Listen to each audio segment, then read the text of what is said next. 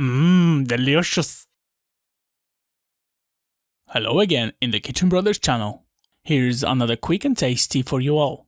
Grab yourself a couple of slices of bread, 2 eggs, 2 or 3 garlic cloves, salt and pepper. Crack the eggs into a bowl, drop 2 pinches of salt, 1 pinch of pepper and whisk it for a moment. Now squeeze or finely chop the garlic into the eggs and whisk it more to mix it nicely. Once mixed, put the bread in.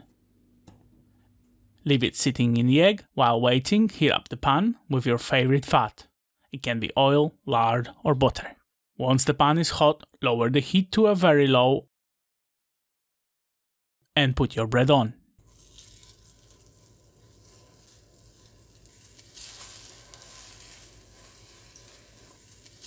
Keep an eye on the frying process as it might burn quickly.